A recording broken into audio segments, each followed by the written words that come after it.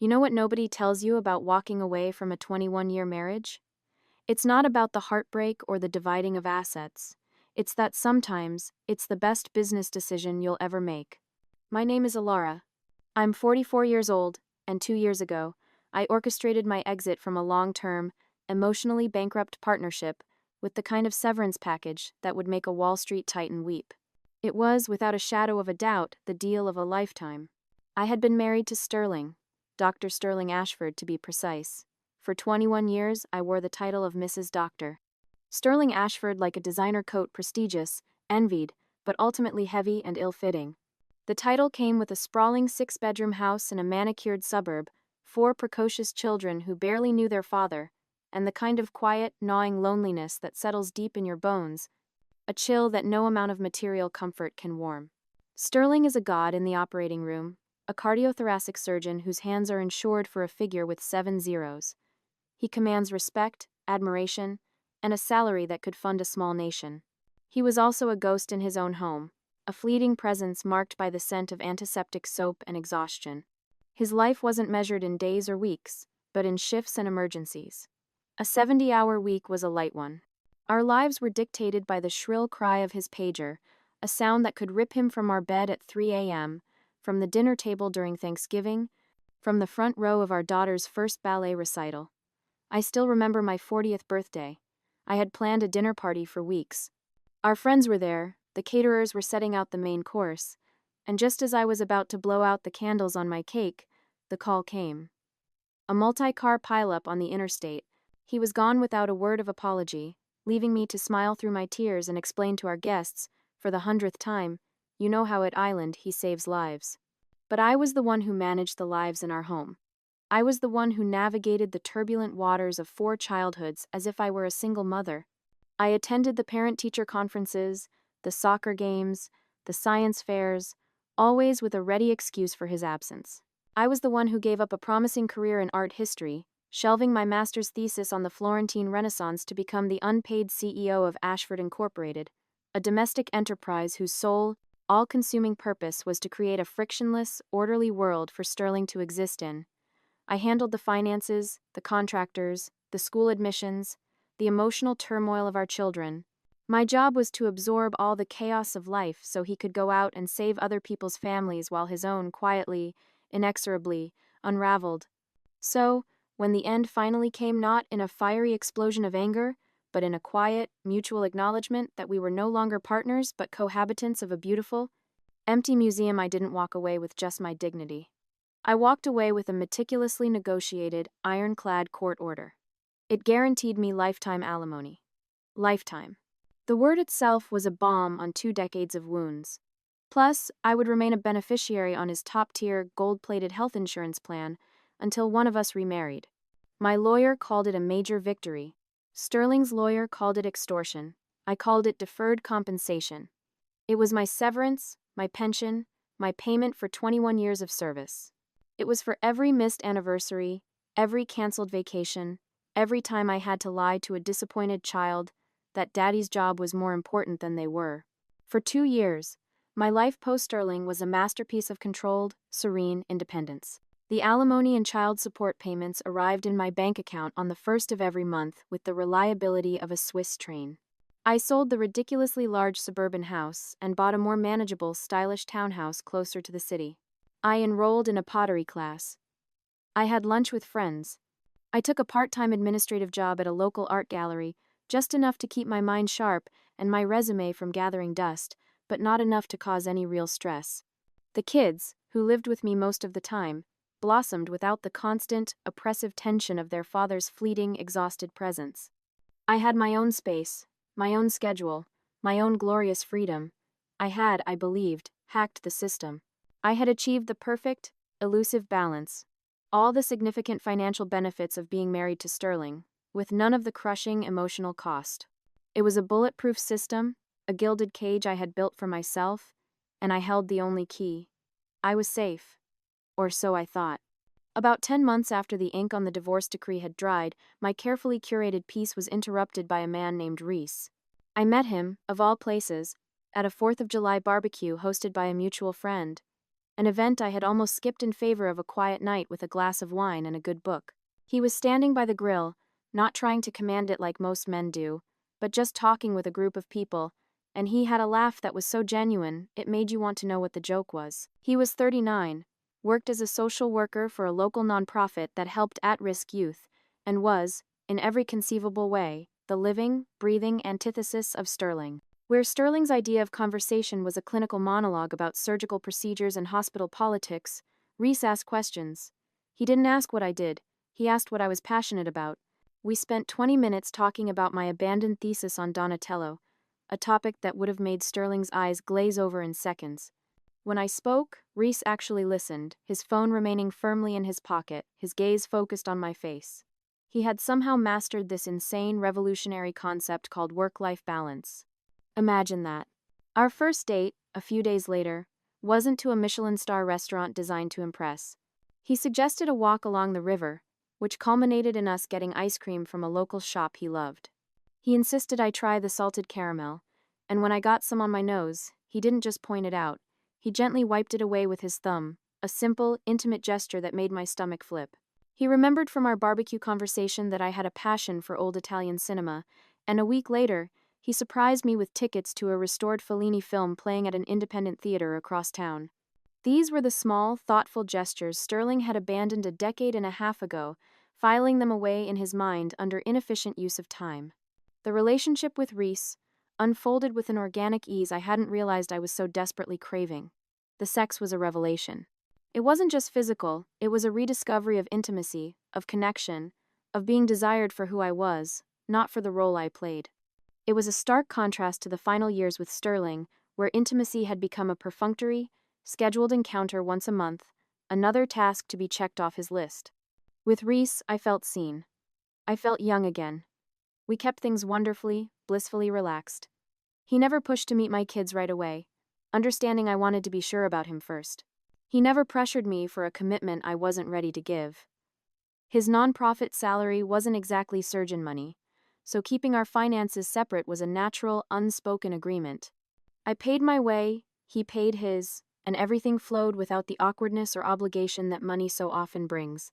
What I cherished most about Reese was his sheer, unadulterated presence. When we were together, I wasn't competing with a beeper, a vibrating phone, or the ever-present specter of a medical crisis. He was simply there, with me.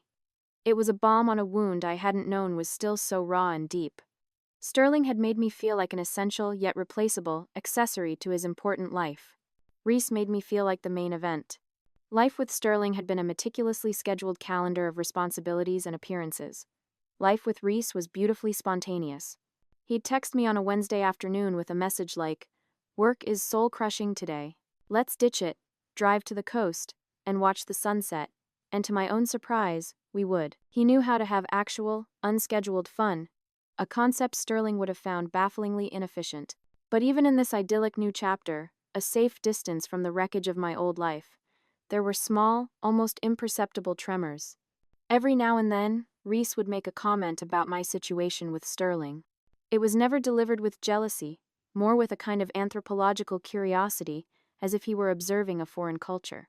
We'd be browsing in a travel agency, looking at brochures for a potential weekend getaway, and he'd say with a light laugh, "Must be nice having that security blanket to fall back on."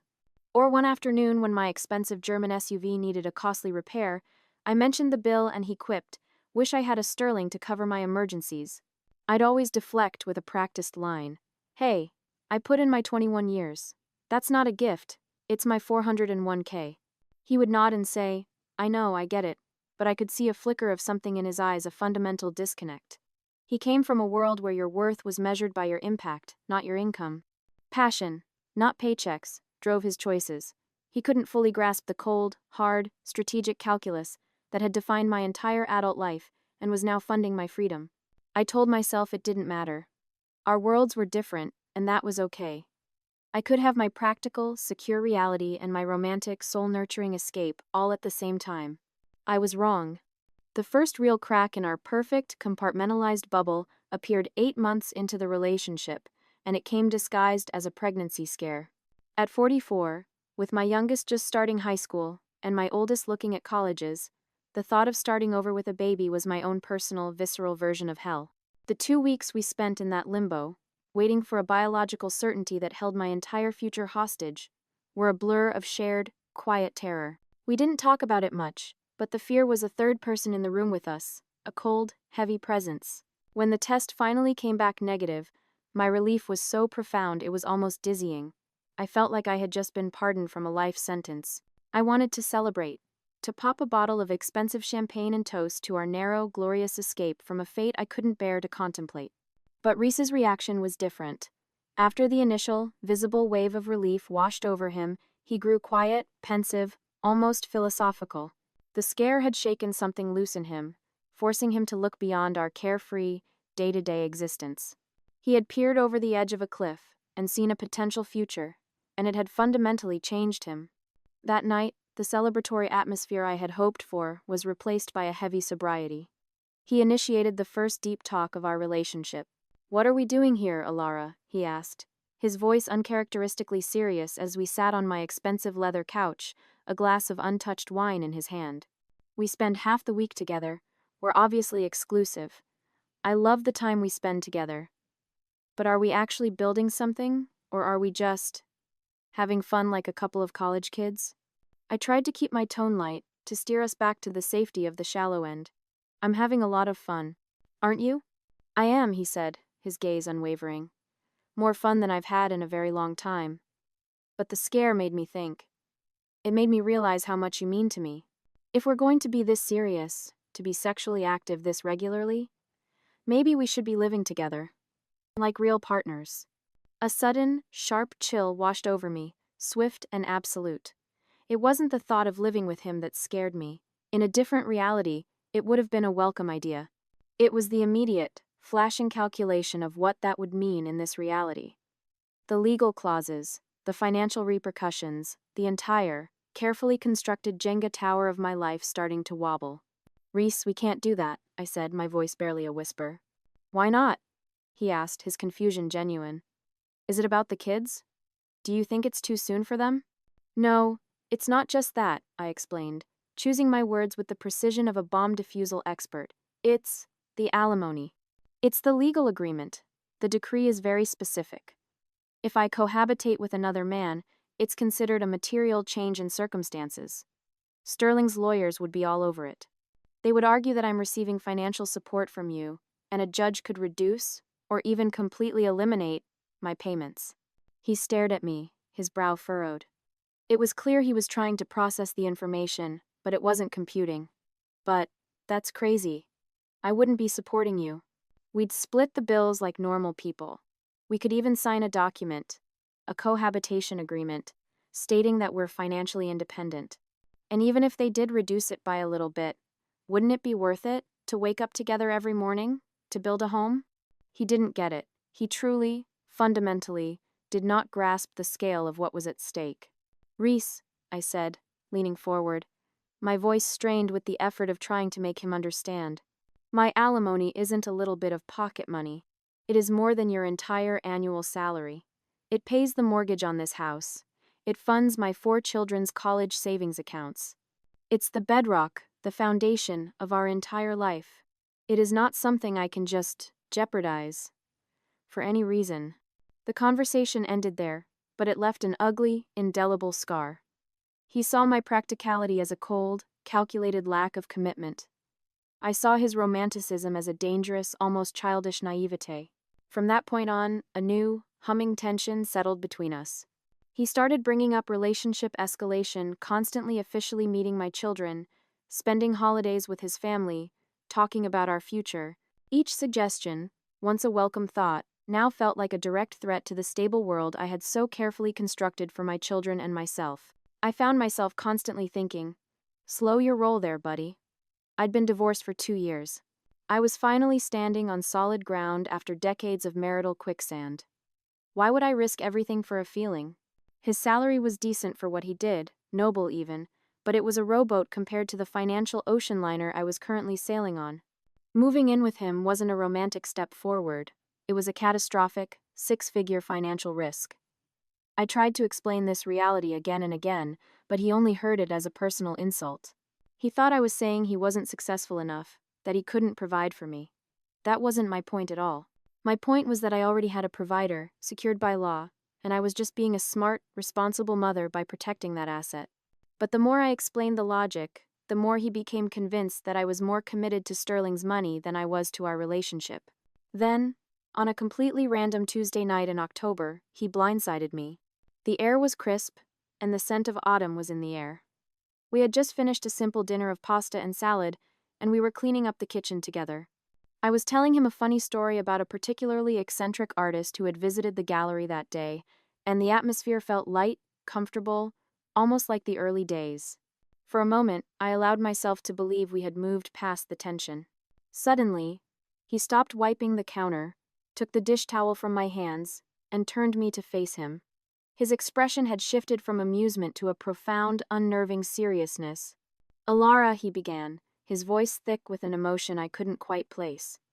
He led me from the bright kitchen into the softly lit living room and sat me down on the couch. "These last few months," he said, kneeling in front of me and taking both of my hands in his, "they have been the happiest of my life. You've shown me what it means to be in a real partnership, to connect with someone on every level. I love you, Alara. And I know I haven't officially met them yet, but through your stories, through the way you talk about them, I love your kids too." My heart started to pound against my ribs, a frantic, trapped bird seeking an escape. I knew, with a sickening certainty, where this was going. "No, no, please don't do this," I screamed in my head. He reached into the pocket of his jacket and pulled out a small, dark blue velvet box. "I don't want to be your part-time boyfriend anymore," he said, his eyes pleading, shimmering with unshed tears. "I don't want to be the guy you fit into your carefully scheduled life. I want to build a real life with you. I want to face the world with you. I want to help you raise your kids. I want to be the man you come home to every single night, for the rest of our lives." He opened the box. Inside, nestled on a bed of white satin, was a simple, elegant ring with a deep blue sapphire, my birthstone. "Alara," he whispered, his voice cracking. "Will you marry me?" The air was sucked from my lungs. The beautiful, heartfelt words, the earnest look on his face, the stunning ring, none of it registered. All I could see were the black and white words of a legal document, clauses from my divorce decree flashing in my mind like the giant warning lights at a railroad crossing. "Upon the remarriage of the recipient, all spousal support and health insurance benefits shall terminate immediately and irrevocably." Terminate. Irrevocably. I had to turn him down. I had no other choice. I tried to be gentle, to cushion the inevitable, brutal blow with reassurances. "Reese," I whispered, my own voice trembling as I pulled my hands from his. I love you too, you have to know that." "Then say yes," he urged, his voice filled with a desperate hope. "I can't," I said, the words feeling like shards of glass in my throat. "It's not about my feelings for you, it's about reality. It's simply impossible." "What's impossible?" he asked, standing up, his face hardening. "People in love get married every day. It's the most possible thing in the world." "Not for people like me," I said, my frustration and panic rising, my voice getting louder. "Reese, listen to me. If I marry you, everything stops. The alimony is gone. The health insurance is gone. Overnight. We would become a family of 6 living on your non-profit salary. My kids would lose their college funds. We would have to sell this house. That's not a life, Reese. That's not a responsible choice. It's financial suicide." The hope in his eyes died, extinguished as if a switch had been flipped. It was replaced by a cold, hard clarity that chilled me to the bone. He snapped the little velvet box shut and shoved it back into his pocket. "So that's it, then," he said flatly. "That's the final answer. You're choosing the money." "It is not about choosing money over love," I cried, standing to face him, my hands clenched into fists at my sides. "It is about choosing security over a fantasy. It's about choosing responsibility over romantic idealism. I have 4 children, Reese. I have responsibilities that go far beyond my own personal happiness." But he couldn't hear me anymore. All he could hear was the echo of my rejection. He saw the situation in the starkest, most painful black and white, me versus Sterling's bank account. And he had just lost, decisively. The weeks that followed were a slow, agonizing death of 1,000 cuts. He began to pull away, constructing a wall around his heart that I couldn't penetrate. He started making cruel, passive-aggressive digs about my priorities. Every conversation we had somehow circled back to the proposal, like a wound he couldn't stop picking at. He began to compare our relationship to my marriage with Sterling, which was an unforgivably low blow. "Well, at least Sterling's money was worth the sacrifice you made," he'd say, his voice dripping with a sarcasm that was meant to wound, and did. The distance between us grew into a vast, silent chasm. The spontaneous texts stopped. The easy affection vanished. Finally, after 2 months of this emotional Cold War, he delivered the ultimatum over the phone, his voice flat and devoid of all the warmth I had come to love. "Listen, Alara," he said. "I can't do this anymore, this in-between thing. Either we are building a real future together, which means getting married and figuring out the mess like a team, or we should just stop wasting each other's time." With a heavy heart, I explained it all one last time. The cold, hard, inescapable math of my existence. When I finished, there was a long, heavy silence on the other end of the line. "Okay," he said softly, and the single word was filled with a devastating finality. "I guess that's it, then. I wish you and your security all the best." And just like that, it was over. 8 months of genuine connection, of feeling truly alive again, erased because he couldn't understand the complexities of responsible financial planning. It hurt, more than I cared to admit. But as the days turned into weeks, I hardened my heart, layering it with the thick armor of pragmatism. It was for the best, I told myself repeatedly, a mantra to ward off the loneliness. If he couldn't support my fundamental need for stability, then he was never the right man for me. I needed someone who understood that love doesn't pay for mortgages and that romantic gestures don't cover college tuition. I had made the smart choice. The only choice. 4 months after Reese and I broke up, on a bleak Sunday afternoon in late February, Sterling dropped a nuclear bomb that vaporized my entire world. He called me. He never called unless it was a logistical matter concerning the children, so I answered with an immediate sense of unease, my mind quickly running through a list of potential teenage-related disasters. "Alara," he said. His voice was unusually buoyant, almost cheerful. It set my teeth on edge. "I have some news. I wanted you to hear it from me first, before you saw it somewhere else." "Is everything okay with the kids?" I asked immediately, my stomach tightening. "The kids are fine, they're great. This is about me." There was a pause, and I could practically hear the smug smile forming on his face. "I'm getting remarried." The words were so absurd, so out of character, that I actually laughed. A short, sharp, disbelieving sound. "That's a good one, Sterling. Very funny. You hate marriage. You told me during the divorce that it wasn't cost-effective to ever do it again." "Well," he said, his voice smooth as silk, "apparently, I just hadn't met the right person. Her name is Chloe. She's a surgical nurse at the hospital. A wonderful woman. We're getting married in 10 weeks. A small ceremony in Hawaii." I sank onto a kitchen chair, the phone feeling like a block of ice pressed against my ear. The room began to spin. 10 weeks. My entire financial structure, the very foundation of my carefully constructed life, had just been given a 10-week expiration date. This was the same man who had sworn up and down, to me, to our lawyers, to the judge, that he would never marry again, that the institution was a flawed and outdated model he had no intention of ever repeating. But apparently, those deeply held, pragmatic principles evaporate when you meet a 28-year-old who thinks your 70-hour work weeks make you dedicated and heroic, instead of chronically and painfully absent. "Sterling, you can't," I stammered, my mind scrambling, trying to find a foothold in the collapsing reality. "We have an agreement. A lifetime agreement." "We do," he said coolly, his voice devoid of any empathy. "And the agreement you were so proud of clearly states that all alimony and health benefits terminate if either of us remarries. I'm just following the terms we both signed." The sheer, breathtaking audacity of it left me speechless. After 21 years, I finally choked out. "After I gave up my entire career, my entire life, for you? This is how you repay me? You destroy my children's security?" There was a long, chilling pause on the other end of the line.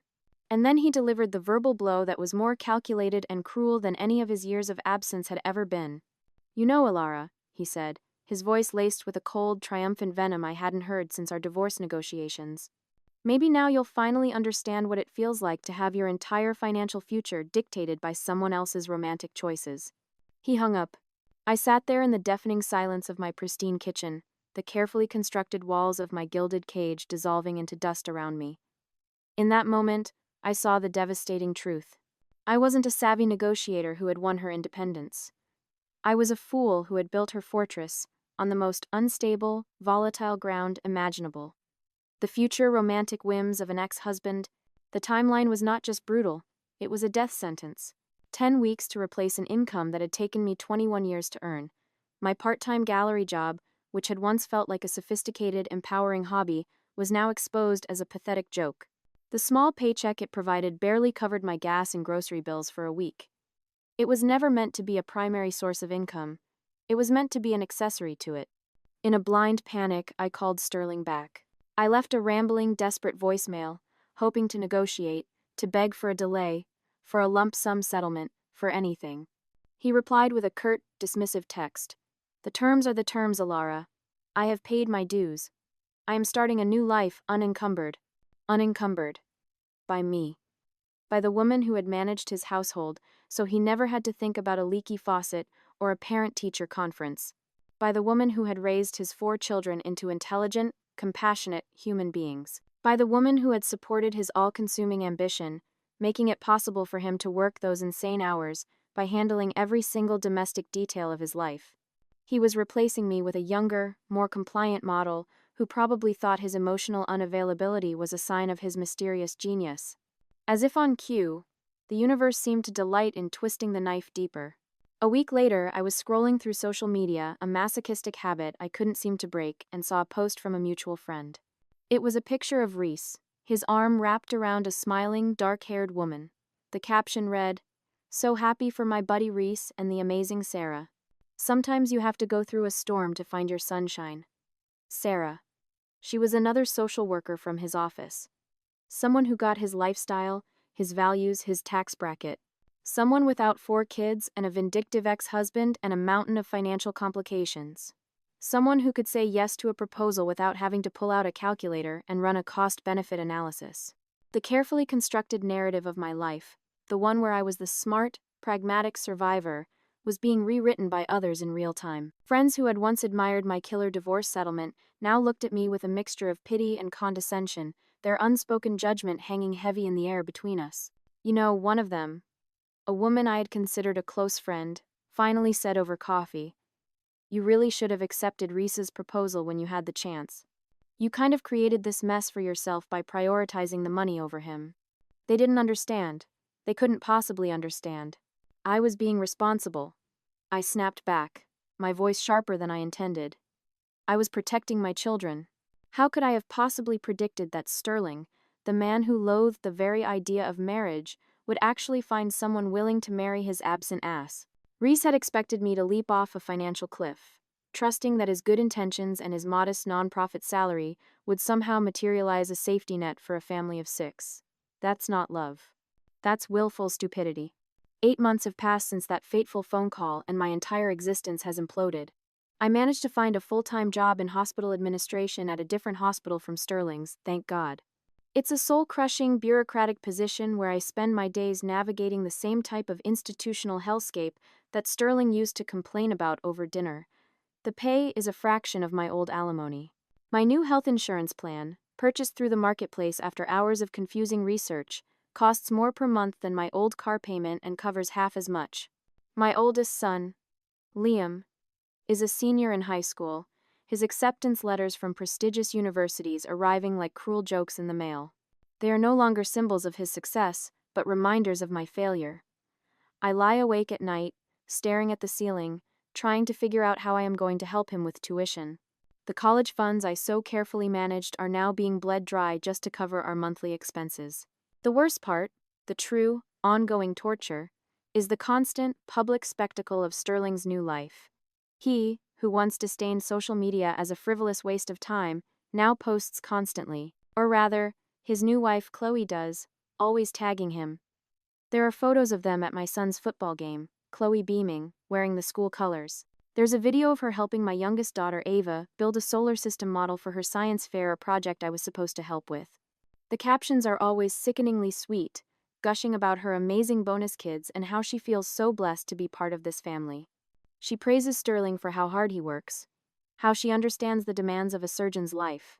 It's like watching a stranger move into the house I designed and built, except they get the renovated kitchen and the brand new, top-of-the-line appliances.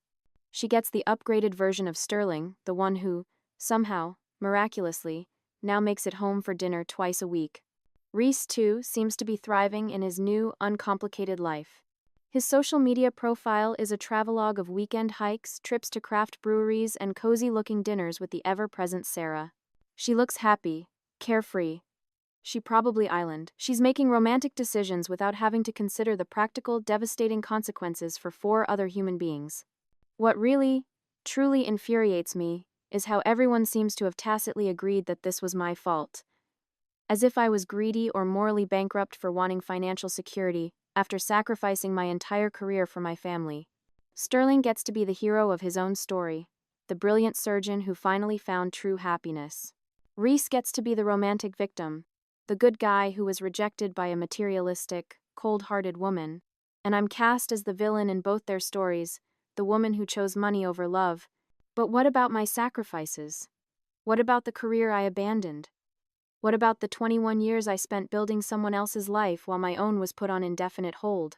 I refuse to accept the blame for this unmitigated disaster. I made the smartest, most logical decisions I could with the information I had at the time. Sterling found someone who enables his workaholic habits. Reese found someone without baggage. Good for them. But I will not pretend I was wrong for trying to protect my children's financial future from a world of uncertainty. If that makes me the villain in their stories, then so be it. At least I know that I tried to be smart about it. The real kicker, the final, bitter irony in this tragicomedy, is that I am unequivocally worse off now than if I had just stayed married to Sterling in the first place. At least then I'd have the house, the health insurance, the financial stability. I would still be lonely, but it would be a comfortable, well-funded loneliness. Sometimes being smart, being logical, being pragmatic, backfires in the most spectacular and devastating way. I still don't regret protecting myself when I had the chance. I don't. Reese wasn't offering real security. He was offering romantic idealism. A beautiful dream funded by hope and good intentions. Sterling's new wife gets to benefit from the groundwork I laid, reaping the rewards of all the years I spent training him to be a marginally more considerate human being. And me? I get to start over at 44 with nothing to show for 2 decades of marriage except 4 incredible, expensive kids and a bitterness so deep and corrosive it feels like it's become a part of my bones. Everyone can judge my choices all they want. I know what I was trying to accomplish, and it made perfect, logical sense at the time.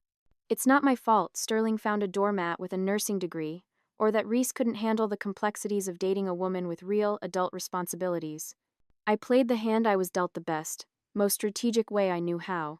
And if that wasn't good enough for everyone else, then that's their problem, not mine.